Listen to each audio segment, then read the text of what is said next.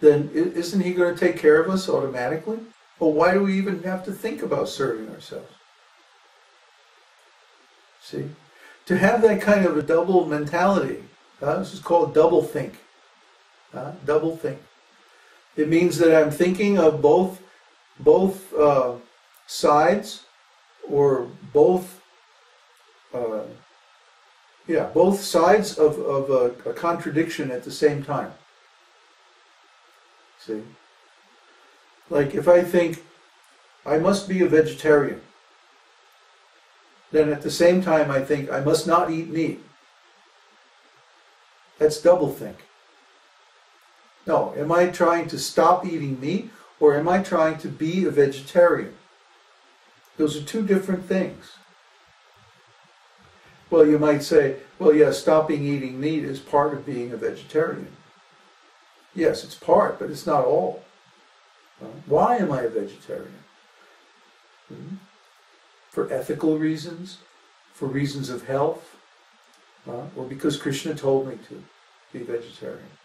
Because I can't offer non-vegetarian food to Krishna? That's why we're vegetarians. Because Krishna won't accept non-vegetarian food. If Krishna said it's okay to eat meat, we'd be serving steak here every day. But Krishna doesn't accept. See? So we don't offer foods that Krishna won't accept. That's why we don't eat onions and garlic. They're not in the mode of goodness. And Krishna says, I only accept offerings in the mode of goodness. So, okay. I happen to like garlic, personally. But Krishna doesn't want, so we don't accept. So, in this thing, I'm thinking, am I thinking of serving myself, or am I thinking of serving Krishna? If I actually like garlic, oh boy, fried garlic and butter, oh man. Put it on everything. But Krishna says, no, I'm not going to accept that. So out of love for Krishna, we don't do that. You see? Then we automatically are supported by Krishna, protected by Krishna. We get knowledge from Krishna. He reveals all this transcendental stuff to us. It's so cool. Yeah, I'll gladly trade eating garlic for that. No problem, no question whatsoever.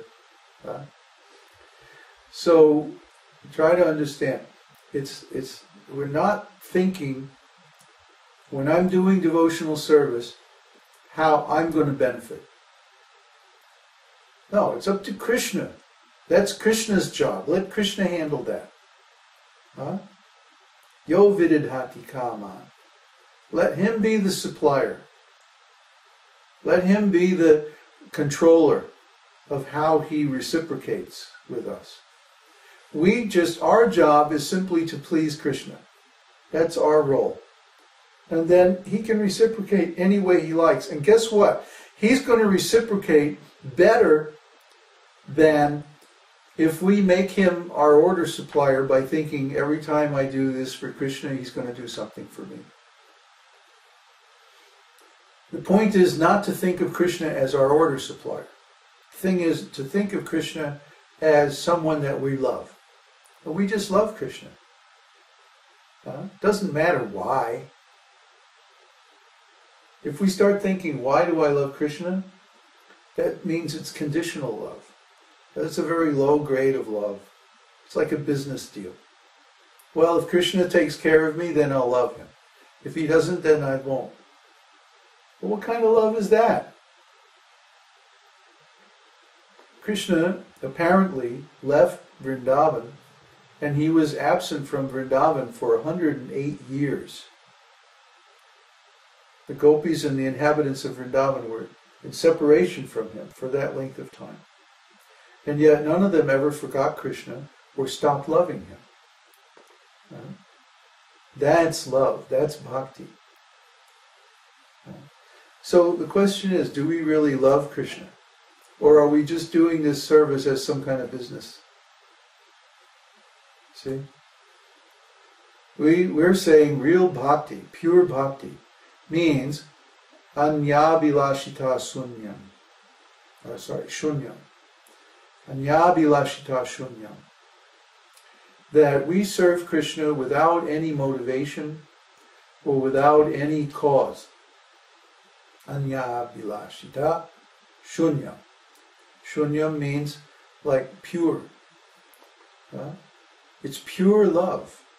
It doesn't have any cause. It doesn't have any object except for Krishna himself. See? We're not doing this because we want to get something from Krishna. No, we're just doing it because of Krishna.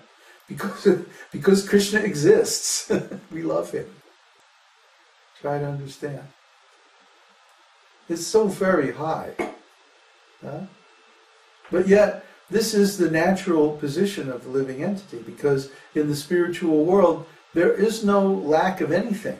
There's no problems, there's no suffering, there's no time, no birth, death, old age, disease, no lack, no conflict, no ignorance.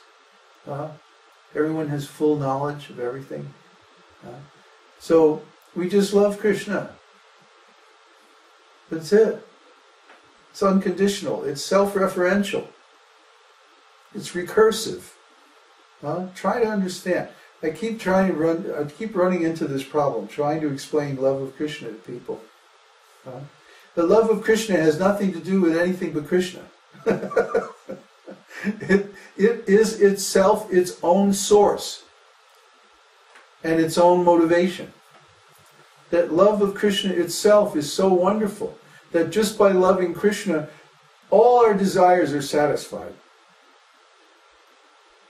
I told the story of Kolavecha Sridhar. Kolavecha Sridhar was an old man, and he was very, very poor. He was so poor, his only business was making these little leaf cups. You go to India, even today, you can get these little leaf cups made from a leaf with some toothpicks through it to keep it together. And they serve yogurt and stuff like that in these cups. So that was his business. He made these leaf cups and he sold them to other people for just very little money.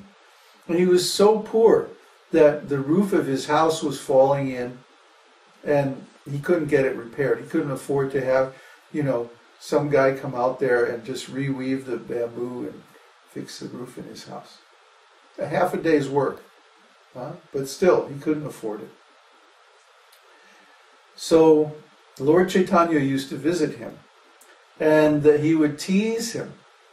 Oh, Kolavecha, you're so poor. You just must be that Krishna doesn't like you. He's made you so unfortunate and so poor. But still, Kolavecha was spending 50% of his income on the worship of the Ganges. Every day he would go down to the Ganges, he would buy a garland and flowers, and he would worship the Ganges. And Lord Chaitanya appreciated this very, very much. Because here's a man who has almost no income, almost no possessions. His house is falling down, everything. And still he's spending 50% on the Ganges, worshipping the Ganges. Try to understand, this is love. This is devotional service. This is sacrifice. See? A person who is in love doesn't care about anything. Have you ever been in love? You don't care about anything. Do we have any money? Who cares? Are we out of food? Who cares? Just love, love, love. That's all you think about. And the love itself is fully satisfying. Even if you can't do anything about it, or even if there's some obstacles in the way, just the fact that you're in love is fully satisfying. It's an aesthetic satisfaction. An encounter with perfection, with total beauty. That's love. So when you have love for Krishna, you're in love. Try to understand. You're in love.